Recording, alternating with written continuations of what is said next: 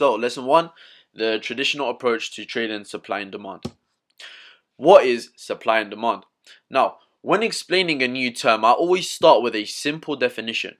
Supply equals sell, demand equals buy. Now, of course, it isn't as simple as that, but it's a general idea.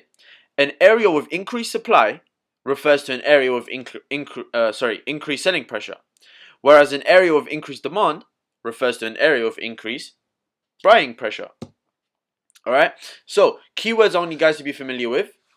When I say the word rally, literally all it means is buyers are exceeding the sellers. When I say base, that means sellers and buyers are equal to each other. And when I say drop, that means sellers are exceeding the buyers. Now, this is what I want you lot to pay attention to and understand, yeah? So, the two types of zones. Supply and demand zones are divided into two types. Before we go any further, let's talk about the two kinds of supply and demand zones. Although supply and demand zones are the same thing, they are divided into two categories depending on whether they form as a result of a reversal or as a result of a continuation. So, the following are the two types. Continuation zones are examples of rally-based rallies and drop-based drop. Now, don't worry, I'll be going through live examples of these. And number 2, the second type, reversal zones, rally-based drop and drop-based rallies. Okay, now essentially when I go through these examples, you guys will already start to click on, because these are literally examples of order blocks. These will be examples of continuation supply and demand zones. Okay, now if you lot pay attention to a continuation zone, yeah, these types of zones form when price moves in one direction, consolidates, and then continues in that same direction. So if you pay attention here, we can see a rally, yeah, buyers are in power, and then we see a little pause in the market, a little consolidation, right, and then a rally to continue the move over to the upside. Now that pause, that area of consolidation creates an area of demand, right? So when price pushes up from there and starts to pull back into this area, that means it would have mitigated an area of demand where we would look to then enter to continue the move over to the upside. That is why it's called a continuation zone, right? Because essentially all it is prices continuing over to the upside. And that's the same for the selling example. We have a drop and then we have a base, a pause, a consolidation, and then price continues to drop. Now that marks out an area of supply. And now remember I said supply equals sell, demand equals buy. So rally base rally, when price pulls back into this area, we know that this is a demand. And what does demand equal? Buy. So we look to buy off demand. Here we have a drop base drop. Now when we mark out an area of supply, what does that mean? Sell, right? So when price pulls back into this area of supply, we would look to then sell. Now look at these examples here. So one, we had that break of structure, right? Price broke through this high, creating a higher high. Price then starts to pull back. And what do we have here? A rally, a base, and then a rally. Price pulls back into this demand zone and then continues to move over to the upside. Okay, this is another example. We have a drop and then we have a base, right? And then pay attention here. What's all of this? Imbalance, right? Not only do we have imbalance, we have a base which marks out an area of supply, right? So now that price created that area of supply, left us that imbalance, we can now anticipate that when price pulls back, number one, it will fill in this imbalance and then mitigate that supply zone to then continue the move over to the downside. Now I hope that was fairly straightforward. Move on to reversal zones. I'm going to be showing you guys quick examples. So first things first, quickly, I'm going to go through AN. Now if you lot go back onto the mentals charts, I actually sent this setup, so that's exactly the setup I'll be explaining to you guys now. So first things first is I identified these equal highs, right? Now what happened here? Price took out that liquidity, right? So we now know this liquidity has been taken out. But what do we realize happened right after price took out that liquidity? It shot back down. And what did it do? Break structure. Right, now if I zoom into that structure over here, we can anticipate that price is creating higher lows, right? But then what happened at this point over here?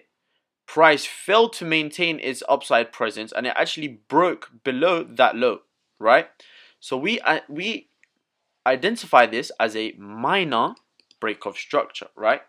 So once I got that minor break of structure, right, I started to look for potential areas where I can sell off from. Now, what can we identify here, right? One, we can identify that this is imbalance, right? So we know price has to pull back to fill in that imbalance. But right before this imbalance, what can we see? This nice drop, base, drop, right? And it's much clearer on the 30-minute. So we can anticipate a drop and then a base and then a drop which created imbalance. So price must pull back to fill in that imbalance and it will mitigate off of this very nice supply zone. Right? Now that is where I took my initial entry off. Now if I go back onto the mental section and actually find this out for you guys real quick. EUDNZD right here. Right? So remember equal highs got taken out. Price then broke that minor structure, pulls back into that supply, right? So if I go back onto the charts, that was the supply. Now look what happened. Boom. Price taps into that supply and it begins to sell off. Okay. Now in terms of setting the TP, we can head over to that 4-hour and look for an area to target. A nice area in my opinion would be this level here. Let's go to that 1 hour, see if we can find better TP. Right, so we can see there's all of this imbalance, right? So we'll target that. Okay, now let's go back to where price was and let price play out. Boom, we got that further break of structure, correct? Now once we got that break of structure again, let's play price a bit. Not only did we get a break of structure, but what did price leave right here? What is this? Equal lows, right? That is all liquidity in the market, right? So we now know price must continue to move over to the upside to take out those equal lows. Now, what can we identify at this area over here? A very nice supply zone, right? So one, we had that break of structure. Two, we had that liquidity. Price pulls back into this supply and then continues the move over to the downside. Now we've got that additional break of structure. But what did price create? What is all of that? Imbalance, right? We now know price has to come back to fill in that imbalance and mitigate off that last area of supply.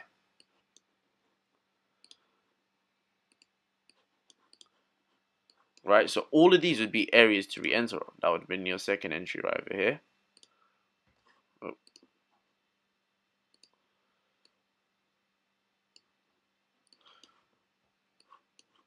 Right, and we'll be looking to enter again of that supply right over here.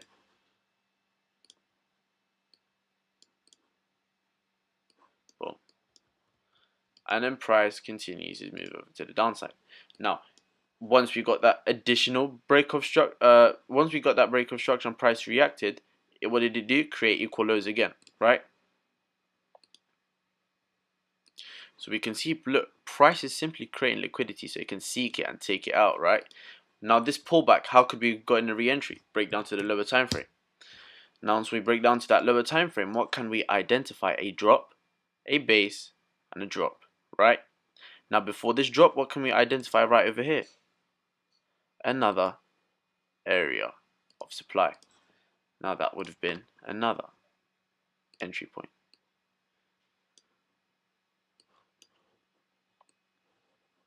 Alright, head over back to that 1 hour. Move all those TPs down here.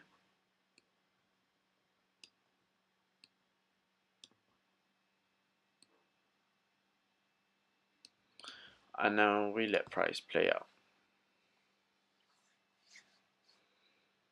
and that's it. That's current price right now, and I'll still be holding this position, hopefully to target this area over here. And yeah, this is all examples of continuation zones. Now I'm going to move over to reversal zones. Reversal zones. Reversal zones is the same concept as trading order blocks.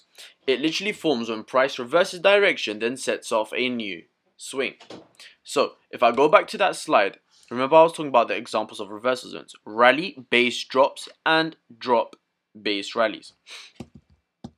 Now look at this example here. We have a rally, right? Then we have a base. But then price doesn't create another rally. It creates a drop, right? And that drop broke structure. Now that would be a reversal, right? That's why we call them reversal zones. So now that we got that break of structure and we have that imbalance, right? We expect price to pull back, fill in any imbalance, and mitigate that last area of supply. And now this is why I say it's the same concept as trading order blocks. Because look, trading order blocks, you have that last buy to then sell, which breaks structure, right? Price pulls back to mitigate that order block to then continue. Is the same exact thing, right? Same thing here. We have a drop, we have a base, we have a rally. Price breaks that structure, pulls back into that area of demand, and continues to move over to the upside. Now this is an example here. We have a rally, we have a base, right? And then we have a drop. Price pulls back to fill in this imbalance, mitigate this base, to then continue over to the downside. Another example here. We have a drop, we have a base, we have a rally. Price then pulls back, fills in this imbalance, mitigates that demand, and then moves over to the upside. Now, these zones form when one major swing changes to the other. I don't know why it says usually, but it is formed when banks are buying or selling large quantities of the currency. Now, one thing I want to point out is that reversal zones are seen to be the most profitable out of these two types. Now, I'm going to quickly show you guys examples before continuing over to the next lesson. Now, GU. Let's look at the bigger picture, right? Let's replay price here. What can we identify already right over here? All of this imbalance, right? So there is imbalance down here that still needs to be filled, right?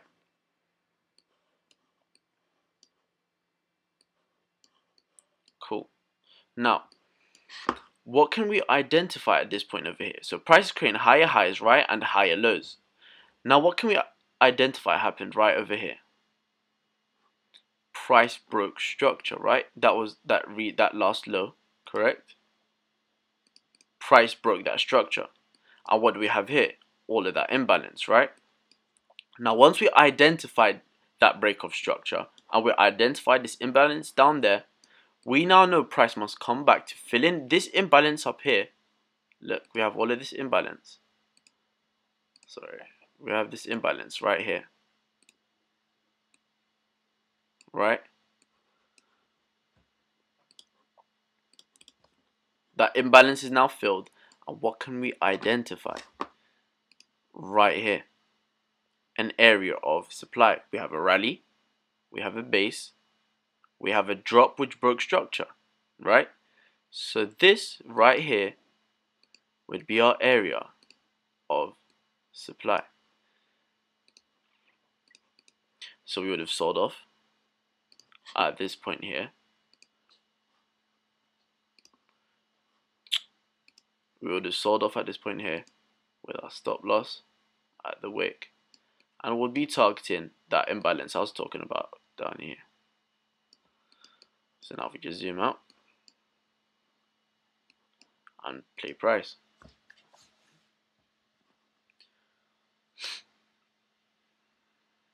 Price moving over to the downside.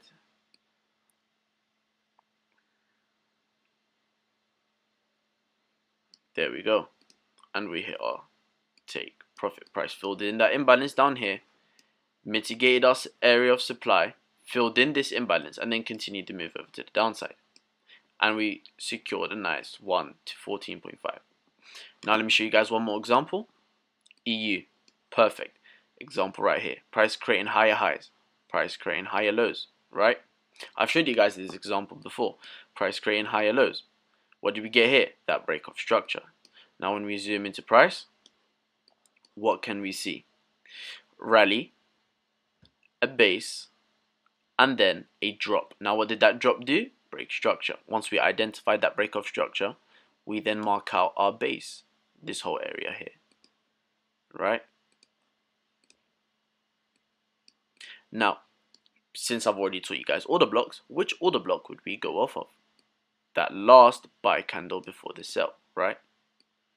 There we go. We would have sold off at this point over here.